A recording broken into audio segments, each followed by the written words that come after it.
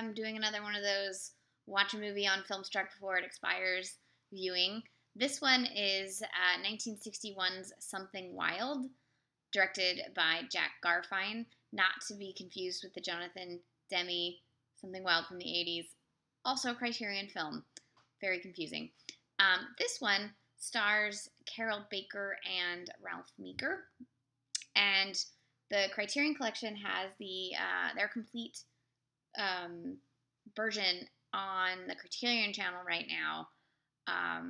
So you can watch it plus all the supplemental features, but it's a limited engagement, so you gotta watch it before Friday. So I got it under the wire.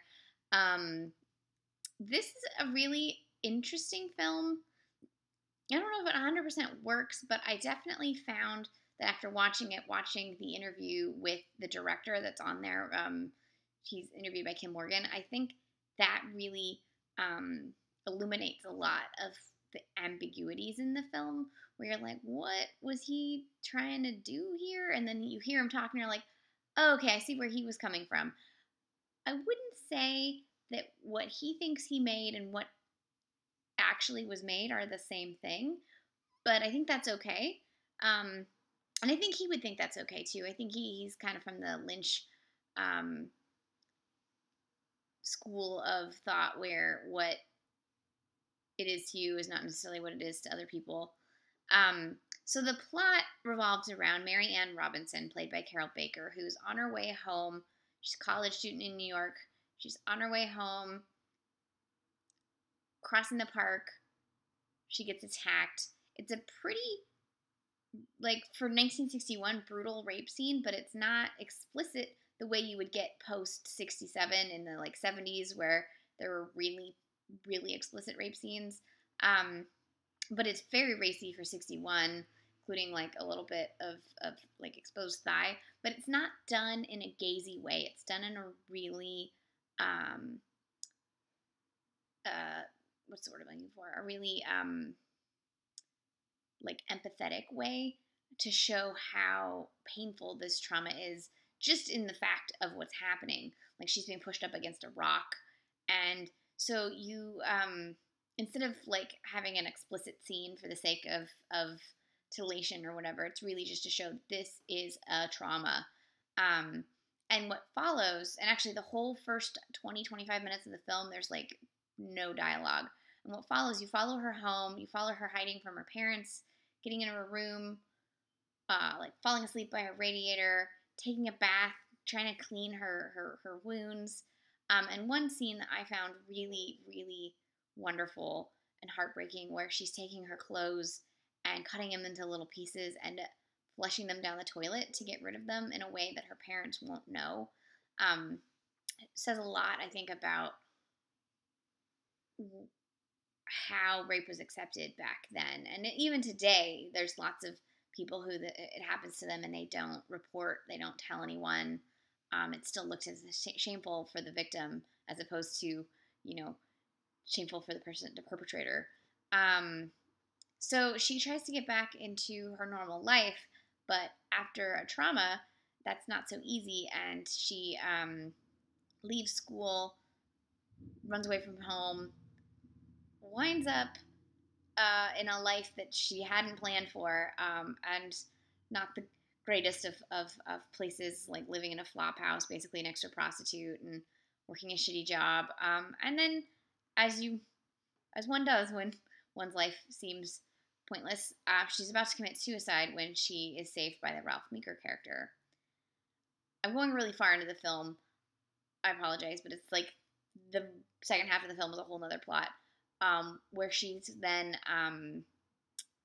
brought home by him, and she thinks, like a safe haven, but it later turns into this sort of weird captor thing. So that's as far as I'm going to go with the plot. What I found interesting was there's some parallels between that half of the film and, like, Almodovar's, specifically Almodovar's Tie Me Up, Tie Me Down, but a little bit of The Skin I Live In as well. And what I find interesting between the two films is, and I'm going to spoil the ending of both those films, so stop watching if you haven't seen either, is that in Tie Me Up, Tie Me Down, you end up with this, this guy who's like thinks he's so right for her, kidnaps her.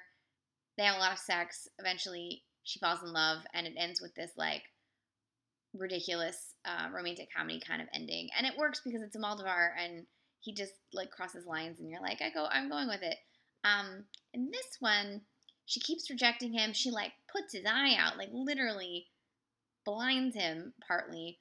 And he keeps insisting that like he understands her, and that he needs her, and that they're meant for each other. And then she's finally able to free herself, and you see her enjoying the outside world. But then by getting her freedom and by understanding the outside world, she then realizes that that's not her anymore, I guess, and goes back to him. And it ends with them together. Is it a happy ending? Not really. Is it her seeing herself in him the way he saw himself in her? I'm not sure. Is it Stockholm Syndrome? It might be. Did the director intend it to be Stockholm Syndrome? In his interview, he said no. I'm not so sure. It's definitely a film that you need to like take and pull apart and see all the different ways in which trauma is manifested in the character's behavior. What is interesting is the writer-director, and it was based on a novel, but the writer-director of the film was a survivor of the Holocaust, and he was rescued at 14. He talks about this in the interview that you can watch. And he talks about how when he rewatched the film like 50 years later, he realized that a good deal of his own trauma was represented in the character and in the way the character behaves and in the way she's unable to adjust to normal life again. And looking at the film from that point of view also makes it sort of fascinating. But then at the same time, you're like, should you be working through your emotional trauma by showing a woman raped? I don't know. There's definitely a lot of like pluses for the film and a lot of negatives. I will say though that the way it shows Marianne as a real woman and as someone who has an internal life and an external life is something very rare for this time period, and kind of shocking to see, and also kind of rare still even today a little bit. So seeing a fully fleshed out complex female character is important and interesting, and to see rape done in a way that isn't what's the word, sort of, I used the word earlier, now I can't think of it, exploitative, there we go, is also refreshing. Is it what he meant it to be? I'm not sure that it gets there, but it's definitely a film worth watching and worth parsing out for yourself. If you can do it in the next 2 days, it's on the Criterion channel on Filmstruck. If not, you can get it from Criterion on DVD, Blu-ray, you can rent it. Definitely try to watch the special features if you can. They really illuminate a lot of the film. And yes, you should. I definitely think you should check this film out. There's a lot to parse through. This is 1961's Something Wild, written and directed by Jack Garfein, and starring Carroll Baker.